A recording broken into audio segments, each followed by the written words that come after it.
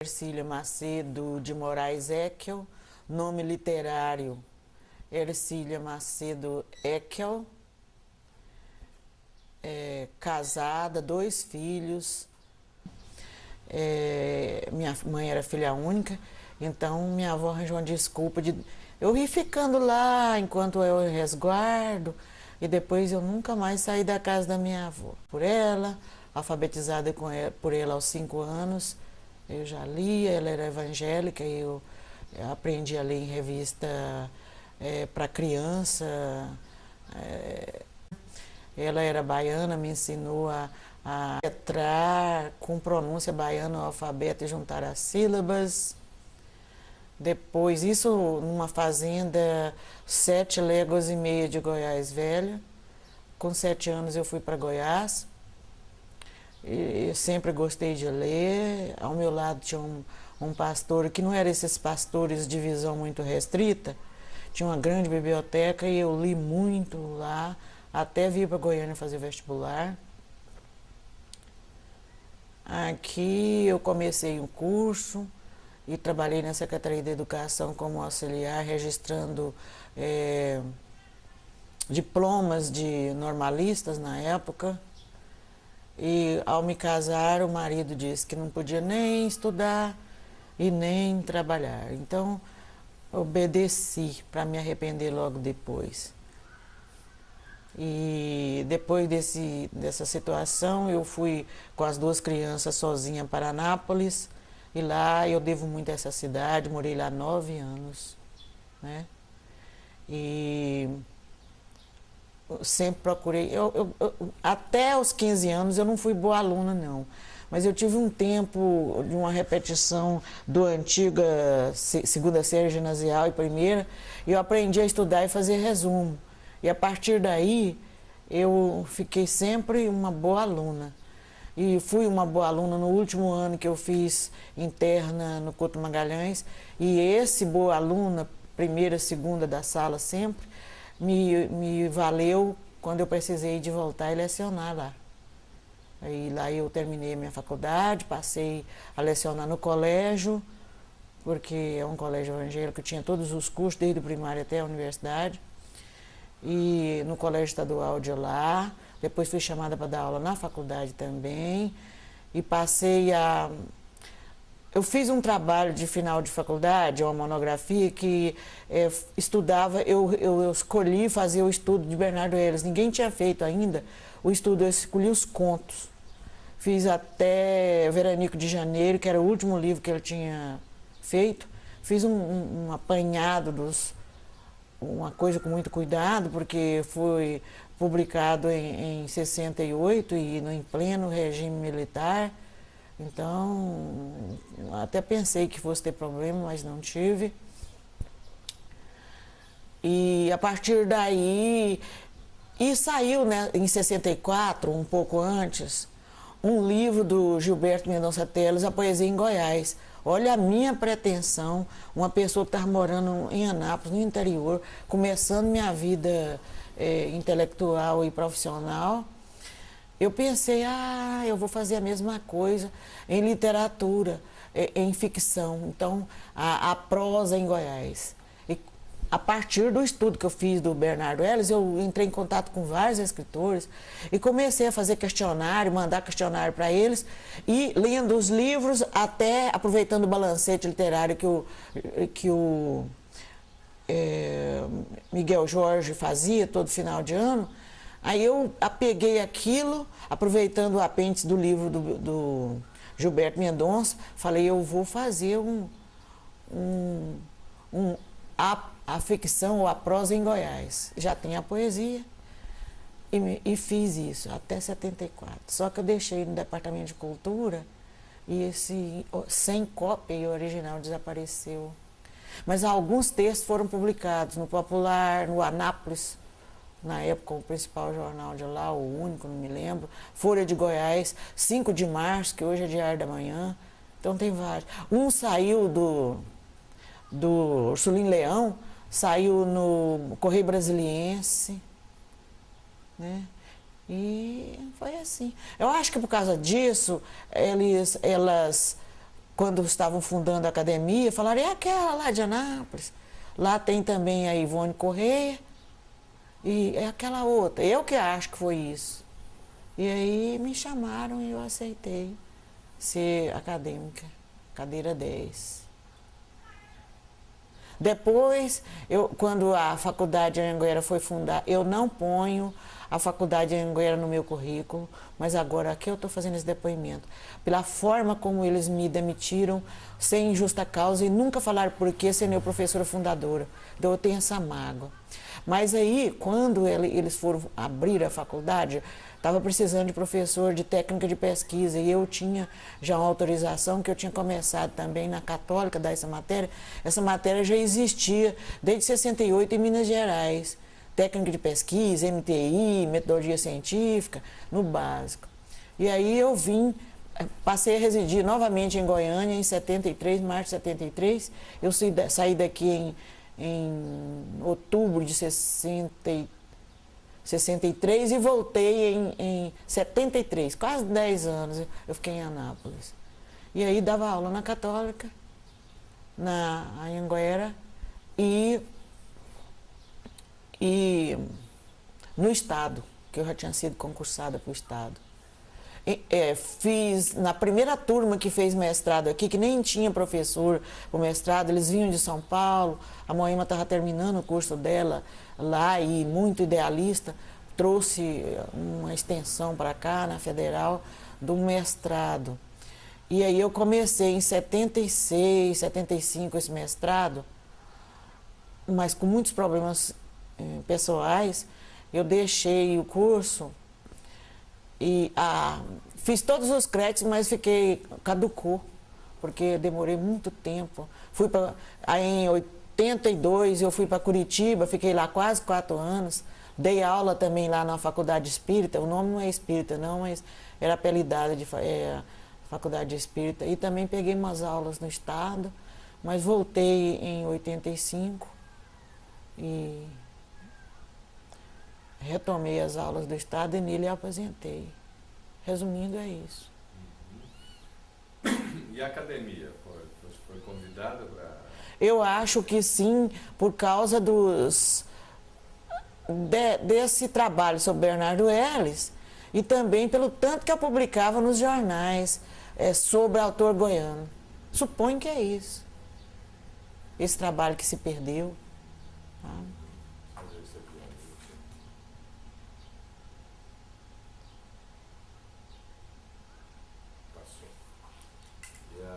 E a sua atuação? E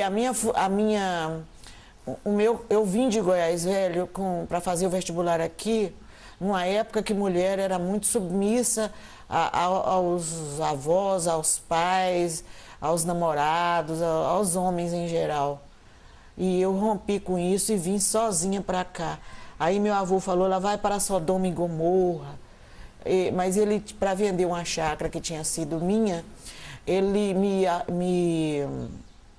tornou emancipada com 17 anos. Mas eu não me lembrei disso. Eu toda a vida tive um espírito parecido com o da minha avó, de muita independência. Então eu vim para cá, você vê, as senhoras não gostam de falar de idade, para não revelar, mas eu não escondo a idade. Eu sou feliz com a minha saúde, com o meu corpo, não tenho o que reclamar ainda na idade que eu estou. Então, aqui era 57, eu fiz interna, para me dedicar, porque o vestibular entrava até latim, sabe? Era uma coisa terrível. Aí, em 58, eu vim para cá. Imagina só, cidade para... não tinha asfalto depois da Praça Cívica, não. Ali, da Praça Cívica até o setor universitário ali, né, aquela praça universitária, era sem asfalto, não tinha ônibus para lá nem nada. Eu ia a pé, porque eu fiquei na casa das freiras ali, para moças, em frente ao Santa Helena, tinha um pensionato ali.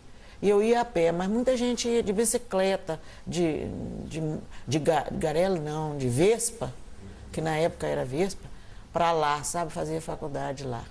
Então, Goiânia se reduzia a essa...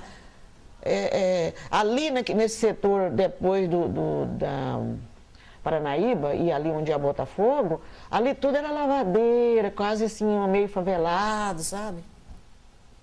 O Colemar tinha uma chácara que a gente de vez em quando fugia com a filha dele, caçula, a Marilda, acho que era Marilda, a irmã mais nova delas. Nós íamos comer jabuticaba lá, hoje é o bairro Feliz, por isso tem um setor lá que chama Vila Moema, em homenagem a Moema. Eu estou fazendo parte da história já, da memória da cidade. Campinas era outra cidade, separada, depois que ela foi incorporada, passou eram dois prefeitos distintos. Né? E essa submissão ao macho, né?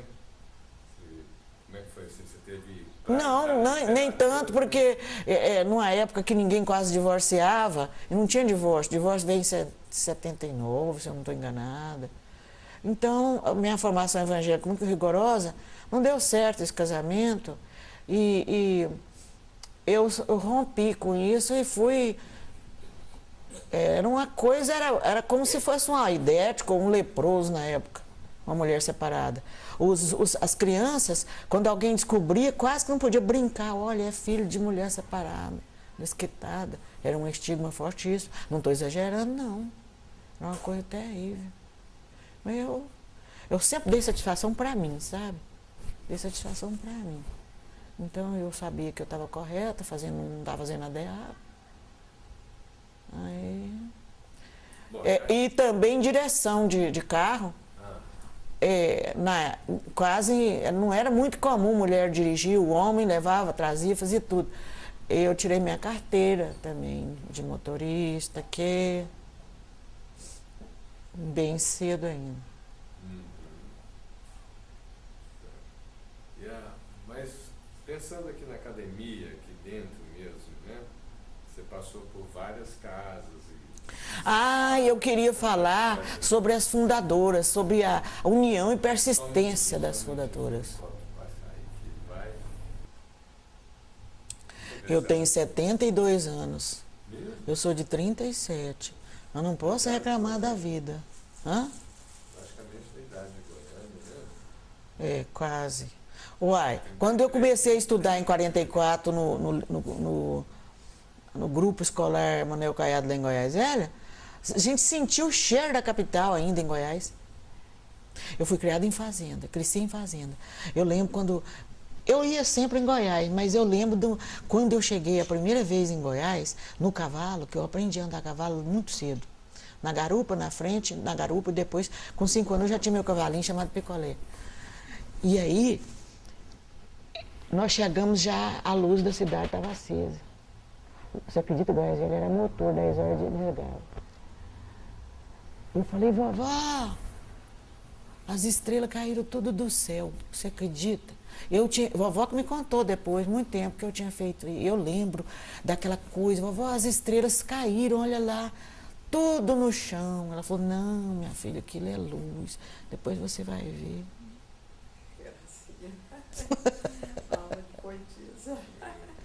Desde 5 anos. Professora. Eu arrebatava a criançada da rua, fazia caderninho. O pão não vinha em saco plástico, não. Vinha enrolado naquele papel pardo, cor-de-rosa ou assim, caque. E aí eu costurava na máquina de mão da minha avó e dava aula pro povo. Fazia livro de chamada. Eu pus tudo isso. A coisa que eu fiz para a Lena mexeu comigo, sabe? Quase adoeci, porque revirei lodo antigo. A terra, a água estava cristalina por cima, você vai e mexe, levanta aquele lodo da sua vida. Eu acho que eu nasci com vocação para ser professora. Eu podia estar sentindo mal, sabe? Com problemas. Eu entrava dentro da sala de aula, voltava curada para casa. Estudava. Quando eu preparava a aula correndo, era com 12 livros. Fora de brincadeira. Tirava dúvida. Porque, olha, gramática é uma coisa perigosa. Você fala uma coisa, mas pode ser outra. Colocação de pronome. Tem hora que é o ouvido que manda, né? E ler, eu sempre li. Eu aprendi a ler em revista evangélica, Bíblia. Minha avó muito rigorosa. Quando a gente fazia alguma coisa diferente, ela mandava a gente ler tal parte da Bíblia que servia assim, que era só uma carapuça. Só uma coisa ela não conseguiu, que eu gosto de conversar e falar, às vezes até muito, né? Aí ela mandava eu ler a parte de Epístola de São Paulo, que falava que a língua é pior do que um fogo devorador, que faz estrago grande. Mas eu gosto de falar, conversar. Também não fico com uma coisa engasgada aqui, quando eu tenho uma diferença com a pessoa, eu procuro e falo. Sobre... fui oradora de turma quando fiz o ginásio. Quando eu terminei o ginásio, que hoje chama oitava série, naquela época era uma festona, com vestido a rigor, leques e tal. Goiás tinha essas coisas, sabe? Então a gente punha muita coisa bonita, jogo de strass, combinando brinquinho de strass, pulseirinha de strass para dançar com vestido bem rodado. Vovô, que nunca deixou dançar, me deixou aprender a dançar a valsa, para dançar a valsa da conclusão de curso do ginásio. Quando foram pedir para que eu fosse Miss da cidade de Goiás, ele saiu, quase botou cachorro em cima da turma que foi lá pedir isso. E aí, quando eles pediram para que eu fosse oradora, ele concordou, deixou. A parte intelectual tinha muito valor. Ele desligou? Sobre como eu entrei na academia, eu acho que foi... não tenho certeza, mas eu acho que eu recebi um tipo de um ofício. Eles fizeram uma reunião na casa da Rosarita, que eu tenho a impressão que é ali encostado no correio da Praça Cívica. Ela morava ali, a primeira ou segunda casa abaixo. Eles tiveram uma reunião lá e eu fui chamada. Eu acho que tinha um documento assinado pelas três. Eu tenho essa impressão. Aí eu vim, né, para isso. A dona Nelly morava na Araguaia, ali numa casa antiga.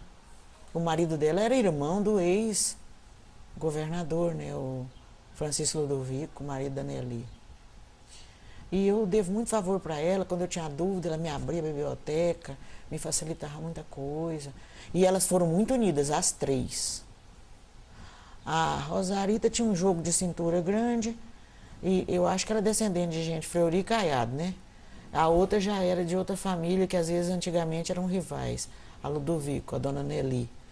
E a Ana Braga mais na parte jurídica, de leis. Então as três trabalharam muito, muito unidas, e a Rosarita puxava uma, tipo, via sacra, atrás de sede para ter as reuniões, aqui, ali, foram em vários lugares. Até que, antes nós tínhamos uma sala na Avenida Goiás, depois nós ficamos um tempo onde era a Rádio Brasil Central, na Vila Nova, Nova Vila, não me lembro.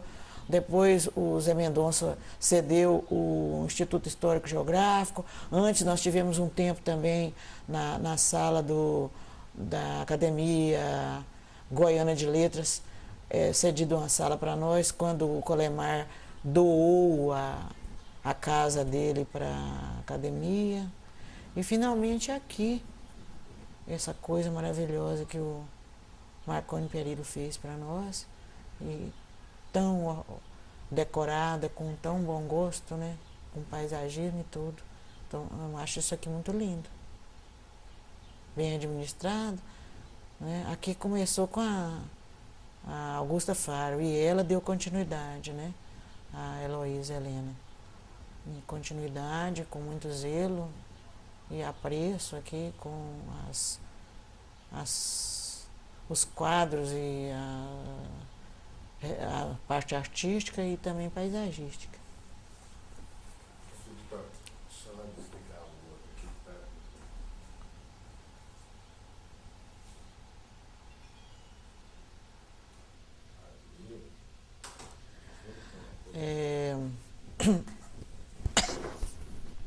Vamos relembrar o dia da...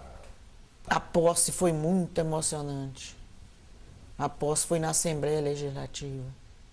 com todas as autoridades intelectuais, representada por toda a intelectualidade de Goiás e de Goiânia, figuras importantes da política, de tudo que era destaque em Goiás. Foi uma solenidade de peso, registrada. Eu tenho fotos com a apresentação da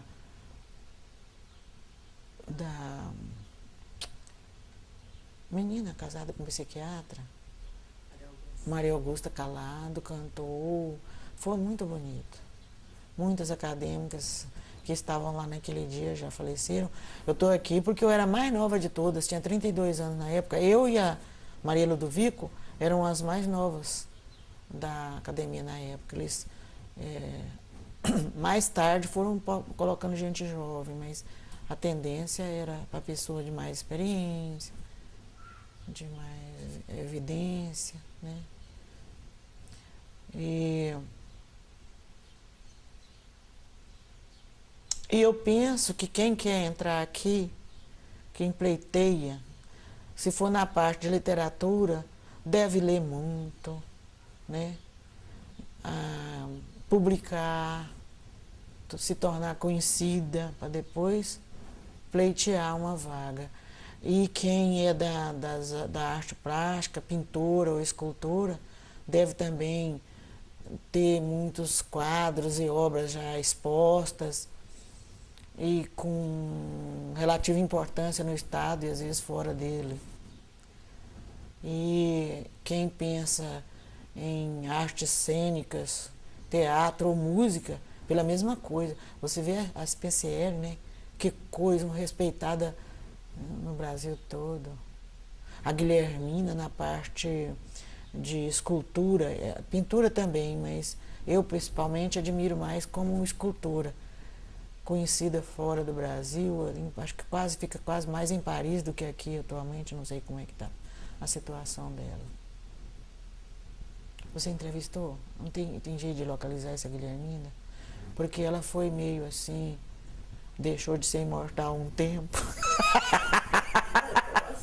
Não pode isso, não pode acontecer. Ai, a Honorina Barra, a irmã dela, Heloísa, são pessoas de grande projeção aqui e fora daqui também. Então eu acho que para entrar aqui, deve a pessoa se destacar fora bastante, no estado ou fora, para depois apresentar um currículo para entrar aqui. Não pode ser diferente, né? E lembrando fatos aí, tem a sua memória de situações ou ocasiões vividas dentro da FLAC? Eu já falei mais, foi essa perambulação nossa aparecendo via sacra e a união delas, a persistência. Eu falava, gente, de vez em quando vinha um pinguinho de acadêmica, e a Rosarita escrevendo, chamando, né, em cima, insistindo, e a união delas nessa coisa. Mesmo depois que morreu a Nelly, né, eu não me lembro, acho que a Nelly morreu antes, não, a Rosarita morreu primeiro, né, Nelly. Essa hora foi uma hora de muito pesar para nós e muita angústia, porque não podia morrer a instituição, né? Então, eu senti muito a morte delas. E o seu trabalho, o que você tem para contar para a gente? Além desse livro, os trabalhos sobre Bernardo Ellis, que foi uma coisa incipiente, não tinha quase muita bibliografia, mas isso não é argumento, porque quem não tem bibliografia não deve fazer uma pesquisa quando não tem fundamentação teórica, mas eu fiz assim mesmo. E depois eu publiquei o Maíra, um estudo sobre o romance Maíra. Ele saiu assim, eu lecionava literatura no segundo grau, aqui na parte que o Íris Rezende criou um tipo de um cursinho para quem não podia pagar cursinho ter chance de entrar para a universidade. Mas isso é a coisa mais para trás. Eles até destruíram, eu acho que não existe mais esse cursinho, tenho a impressão. Que morreu, acabou. Mas não era mais ele o governador, mas o cursinho ainda persistia. E eu achei interessante e resolvi, quando eu fiz o mestrado, resolvi entrar nisso para valer e se transformou no livro. E sempre eu publiquei, então na idade, não quero ser velha, mas na idade que eu estou, comecei a mexer nas gavetas. E juntei muitos poemas que eu já tinha publicado, já de 40, 30 anos atrás, atualizei, mexi, alguns não, e publiquei também Quarta Dimensão. Quarta Dimensão, ela prefaciou, porque é um livro assim, eu pensei nas 4 fases da vida. A água, baseado nos 4 elementos, eu não sou muito assim dessas coisas, não sei qual é o nome que a gente dá para isso, essa área muito espiritualizada, que tem um nome que agora não me ocorre, você sabe que nome que é? Mística, pois é. Mas eu acho interessante, porque a gente é gerado na água, né? Eu acredito que nós viemos do mar. Então eu peguei a água, o ar, o fogo e a terra. E em cada parte eu usei a linguagem, a metáfora da água, a metáfora do fogo, a do ar e da terra. E a terra é para onde nós vamos voltar, né? Então a gente começa na água e termina no pó. Então o livro não fala isso, mas a ideia que está por trás é isso. Quando a gente é jovem, a gente está no verão, né? Naquele calor do verão, céu azul e tal. Depois vem o outono, as folhas caem e finalmente o inverno, o frio. E a primavera? A primavera é a infância, é a alegria da juventude, da infantil, da vida ainda, né?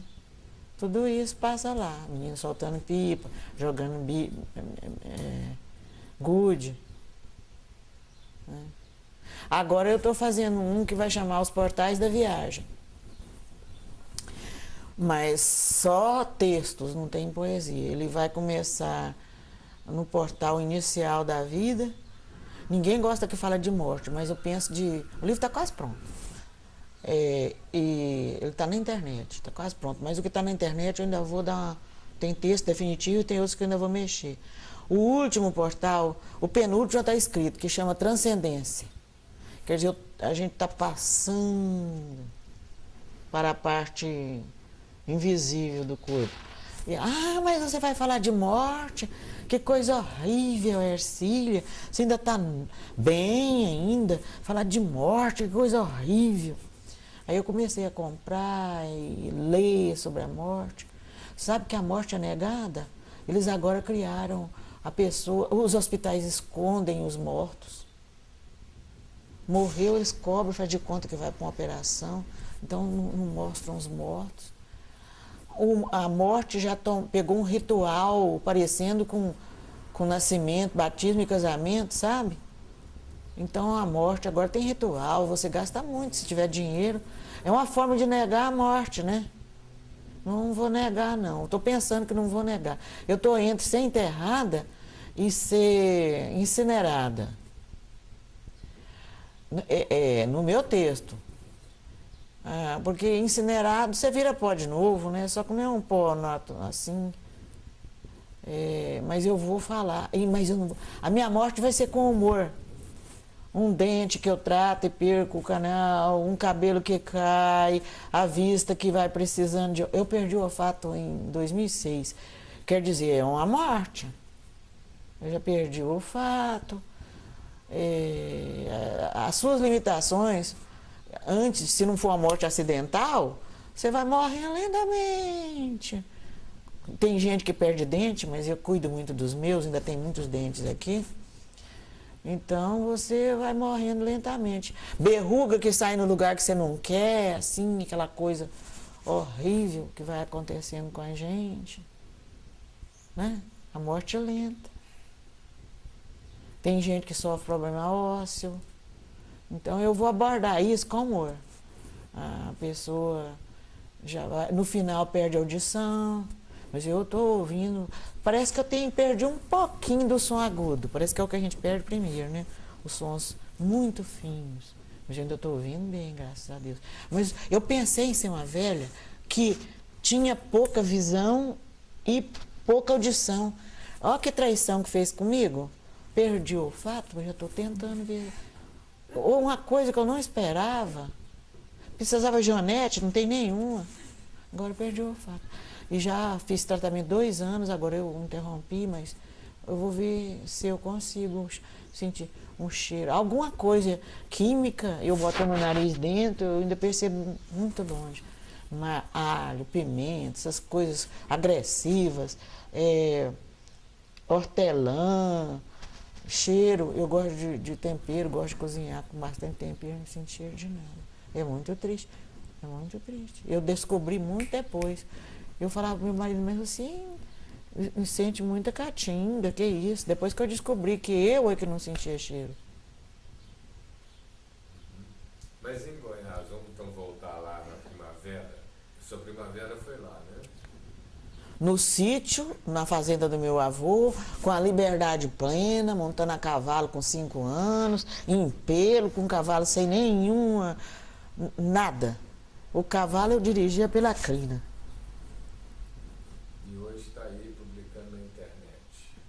Eu estou sofrendo com a internet, estou começando a mexer com a internet, eu ainda tenho umas limitações sobre escanear, sobre mandar fax com e-mail, essas coisas assim. Mas daí eu acho que até o fim do ano, de 2009 agora, eu vou, quando eu quero uma coisa, eu pego naquilo com tudo em afinco, com todas as moléculas do corpo.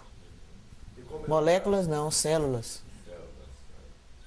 E como educadora, como é que você vê essa aproximação da tecnologia no processo de ensino-aprendizagem? Eu ia sofrer muito hoje, porque eles iam me dar trabalhos iguais, puxados na internet, e eu ia devolver.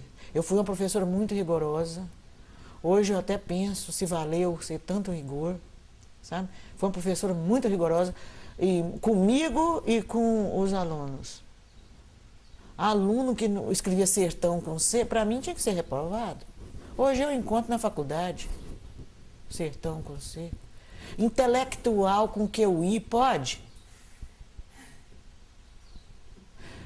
Então, se a gente pudesse harmonizar a tecnologia com um pouco de... Porque o texto é importante, lido, com o livro na mão. A pessoa digita e ficou... Depende da hora, do tempo que a pessoa fica diante do computador, né?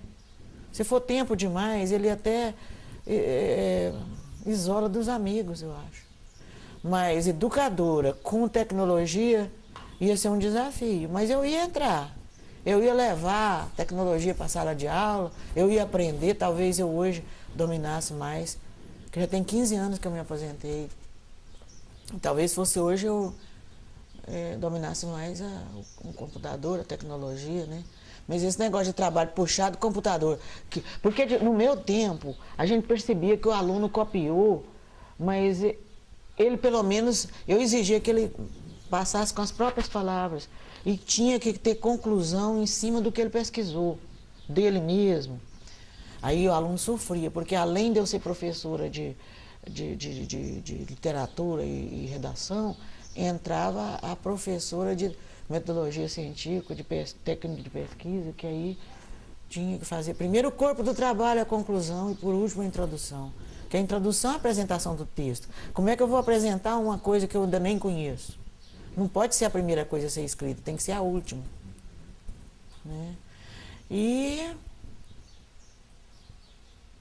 eu ia devolver trabalho, que o aluno nem leia, porque na biblioteca eles são obrigados a escrever.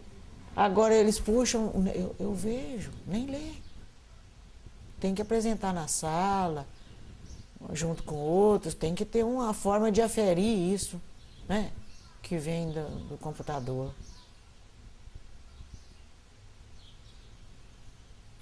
Puxar assunto, fazer que eu mais aqui. Bom, você falou de Goiânia, né? O senhor queria que eu falasse de Goiás Velho, né?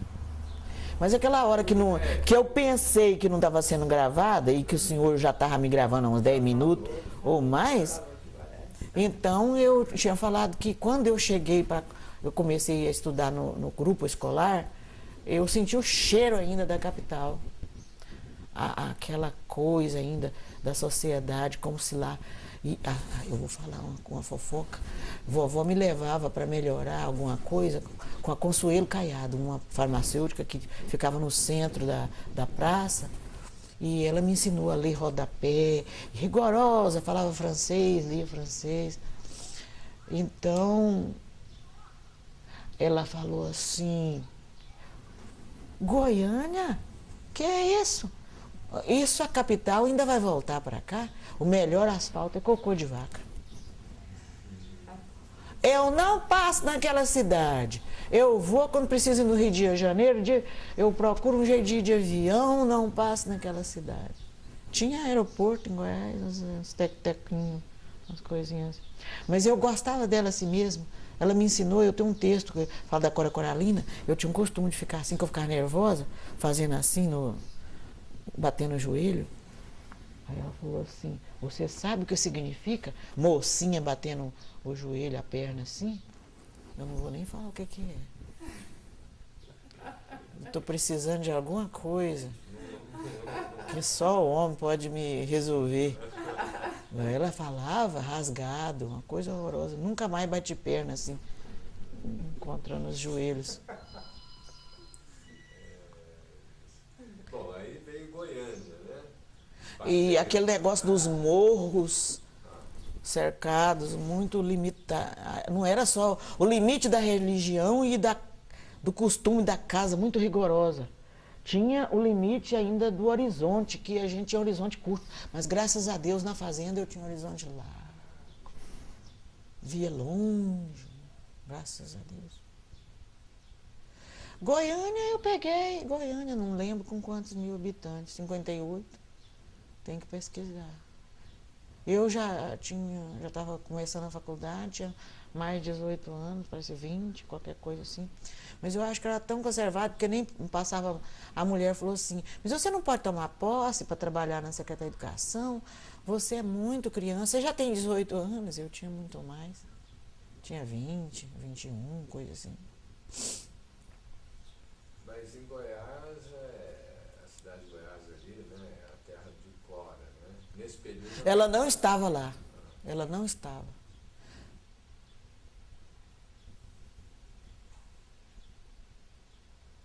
Tá. Mas ela não estava lá. Tem mais alguma coisa que você gostaria de deixar registrado? De repente até tem, mas eu não estou me lembrando agora, né?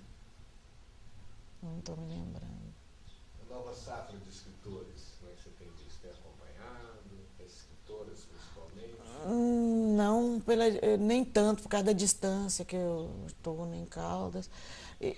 De primeiro, quando eu mudei para lá, a caixa de correspondência ficava cheia, todo mundo me chamava. Eu deixei 2 anos a caixa aqui e lá. Mas com o tempo, eu não posso vir todos os eventos, eu não posso, então eu venho alguns. Mas eu acho que nós estamos bem. Acho que Goiás vai muito bem. As pessoas incompetentes, com o tempo, elas são eliminadas. Você já reparou? E não é só na literatura, não. Em qualquer profissão. Um verdureiro, se não souber bem gritar alface... Escreve, tem o posto escrito, né? Agora foi falado oralmente, eu não sei que nome que tem. Post-ditum, né? Post-ditum. É. Então,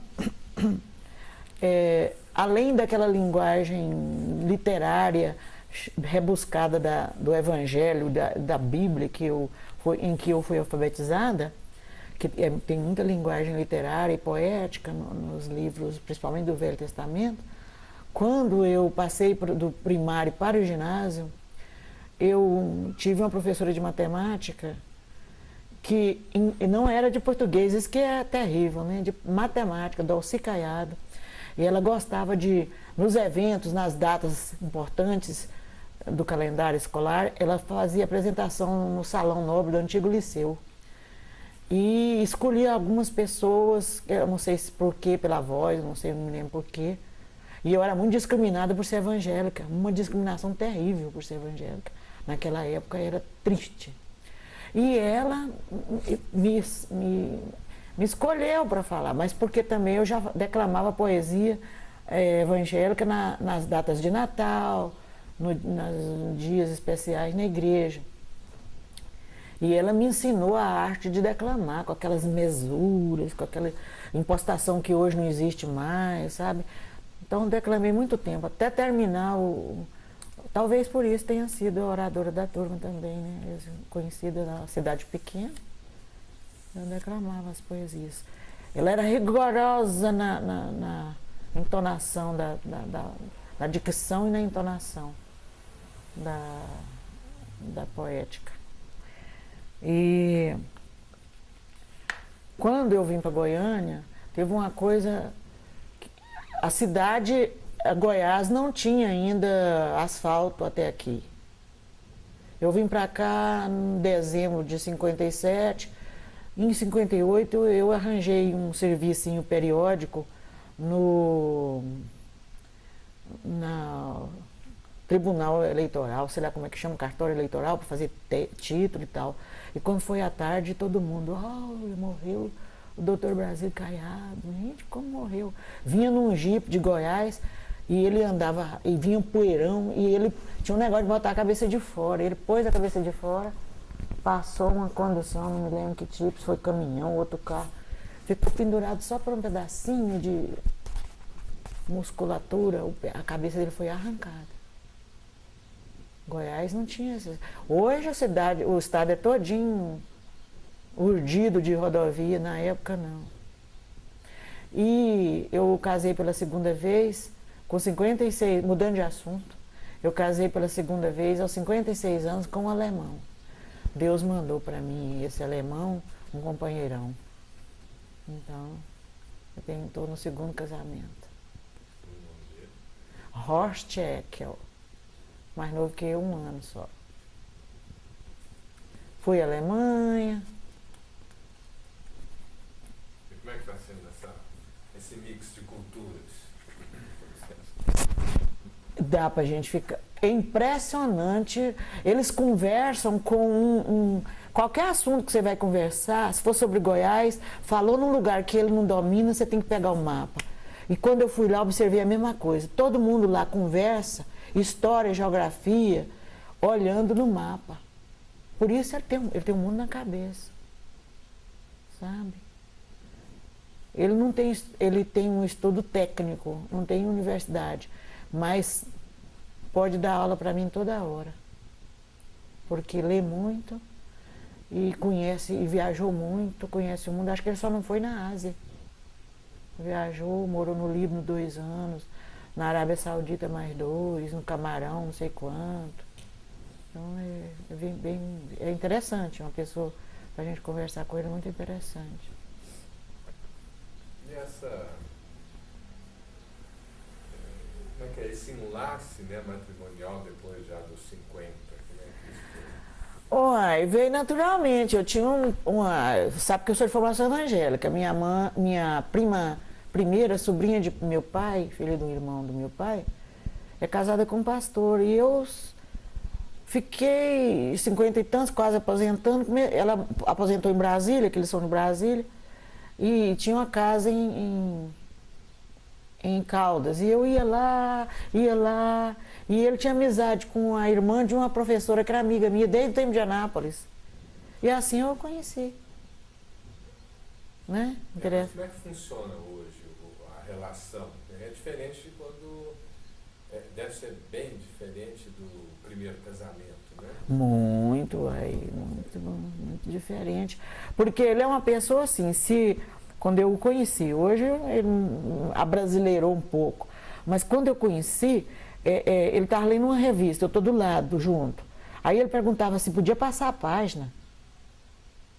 Eu posso passar a página, que eu estou lendo com ele, ele pode virar a página. Isso não é? Não. Mudar o canal ou a estação de rádio sem perguntar, essas coisas, não. É tão diferente. Muito distante da criação que você teve, da submissão, né? Como olha que eu tenho uma liberdade até exagerada. Agora eu já estou de idade, mas quando eu casei com ele, com 56, ainda estava, você, né? Bem apanhadinha. E ele, assim, mas foi tudo conversado antes. Pela experiência que eu tive de vida, da minha criação e do primeiro relacionamento, isso foi tudo conversado antes. Onde é que você foi? Se eu saio, onde é que você foi? Por que você demorou? Quanto custou? Por que isso? Isso não é para existir. Então, porque o casamento ele já tem umas restrições. E você ainda vai limitar mais, né? Não, eu estou livre para voar. Então, e aí tem voar. Mas me preveniram, falaram que eles não falam. Quando eles falam, já é a decisão já. Certo, mas aí, em relação à sua literatura. Além de tudo, é bonito. Obrigada. Ele me ajuda. Você pode imaginar uma pessoa que com 14 anos leu Goethe, lia Fausto. Ele subia para um sótão lá do tio em tempo da guerra, porque ele pegou guerra.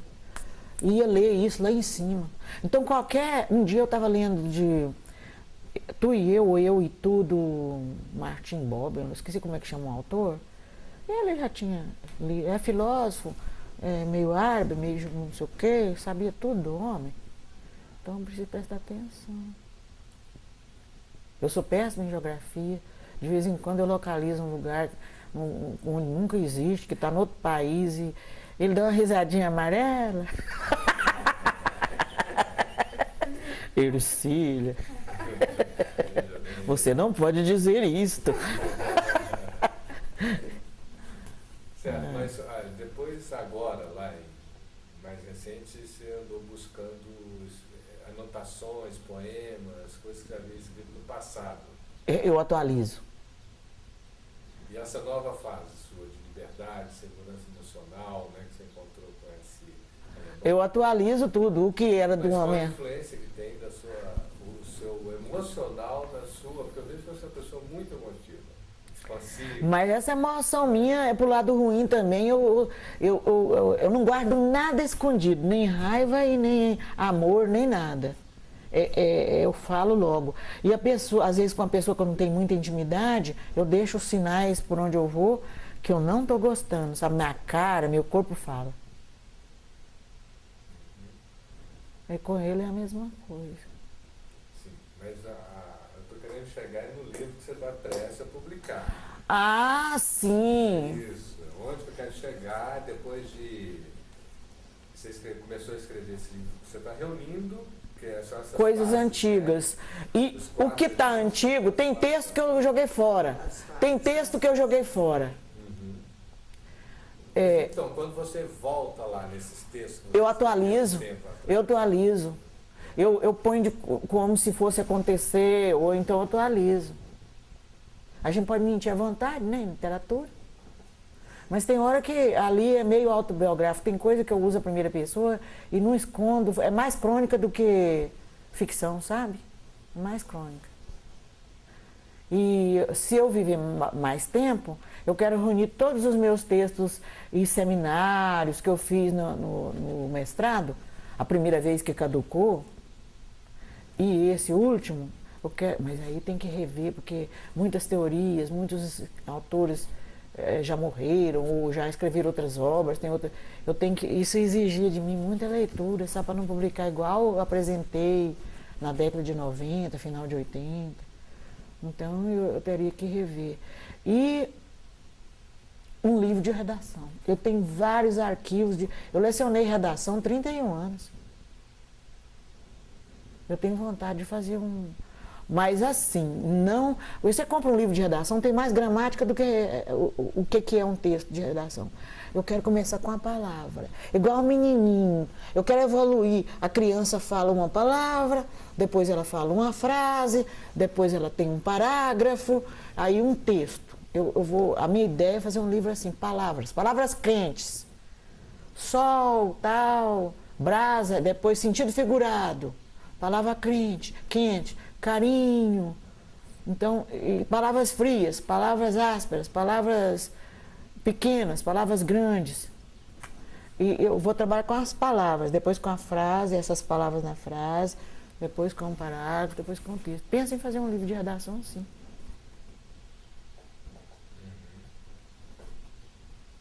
Enriquecer ou esquentar.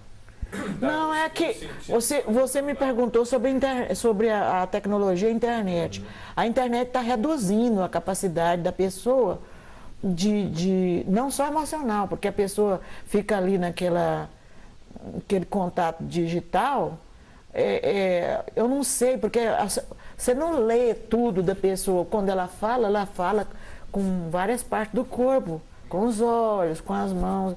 Ali eles comunicam, né? Digitando. No telefone também é a mesma coisa. Então o texto,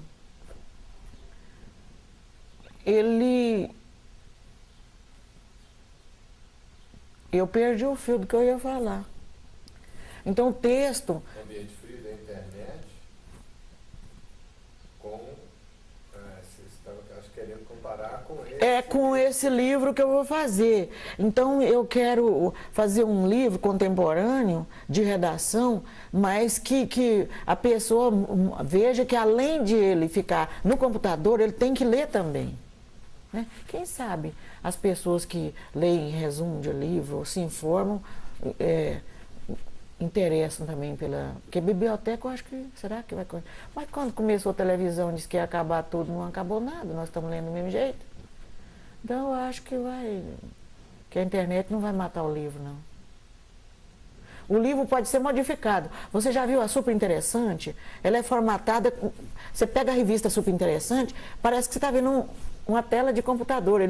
Eu acho que os livros podem modificar também, ter um novo formato, sei lá. Eles vão descobrir uma forma do livro ficar vivo.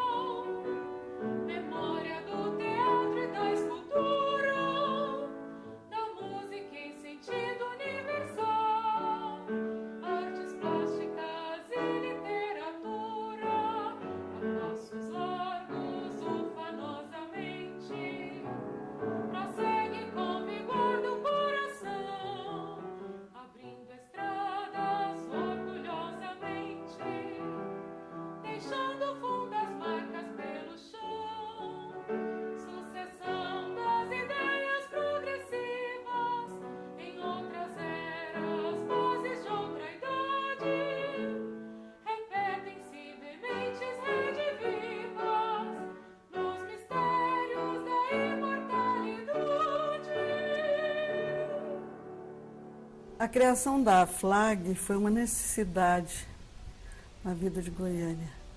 E todos nós sabemos que a FLAG se deve ao esforço tão grande das 3 fundadoras, Nelly, Ana e Rosarito Fleury.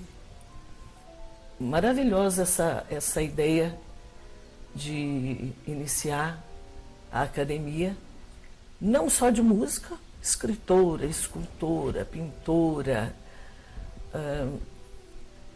e tantas outras artes reunidas, só faz com que a gente aprenda mais, melhore mais, cresça mais.